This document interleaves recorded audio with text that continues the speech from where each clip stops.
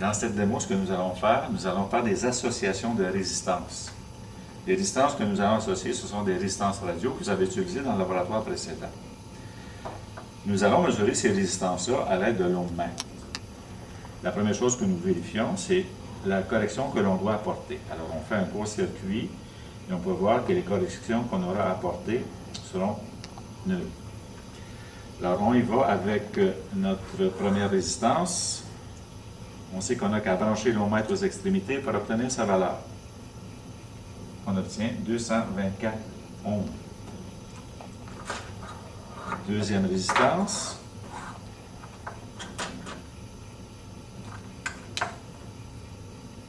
« 212 ohms. Troisième résistance. 249 ohms. Maintenant, nous allons placer ces résistances-là, une à côté de l'autre. R1, R2 et R3. Si nous voulons faire une association de ces résistances-là en série,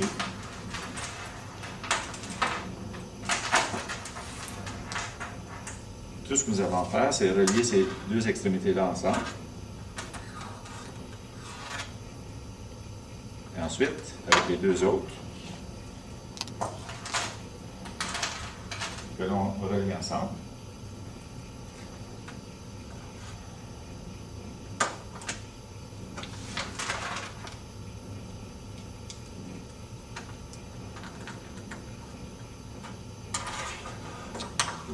En faisant cela, ce que nous voulons faire, c'est une association de trois résistances en série. Maintenant, si nous mesurons la résistance équivalente, nous n'avons qu'à brancher l'ohmètre aux deux extrémités qui sont libres.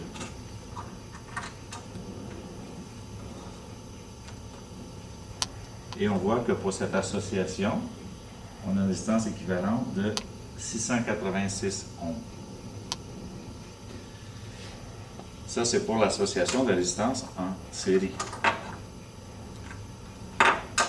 Maintenant, un autre type d'association que nous pouvons faire, c'est une association de résistance en parallèle. À ce moment-là, il suffit de placer les résistances une derrière l'autre. Relier les extrémités qui sont du même côté ensemble, donc à ma droite, et faire de même pour les extrémités qui sont à ma gauche.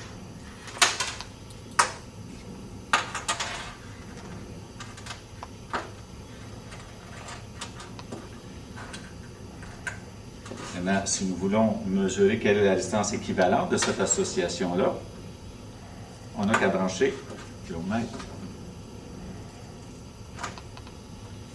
Et on peut voir que ces trois résistances-là, associées en parallèle, ont une résistance équivalente de 76 ohms.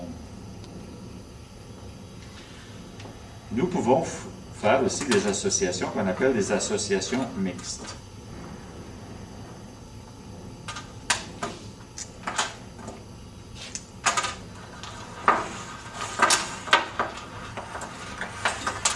Alors voici, disons que je prends les résistances R2 et R3,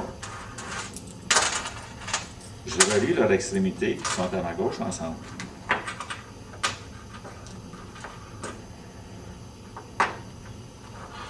Je fais de même avec les extrémités qui sont à ma droite. Les résistances R2 et R3 sont donc montées en parallèle. Là maintenant, ce que je vais faire, je vais relier la résistance R1 à une des extrémités de l'association de R2 et R3 en parallèle. Maintenant, ce que je vais faire, je vais mesurer la résistance équivalente de cette association mixte en branchant tout simplement l'ohmètre aux extrémités de l'association. On peut voir que pour cette association mixte, la distance équivalente est de 338 ohms.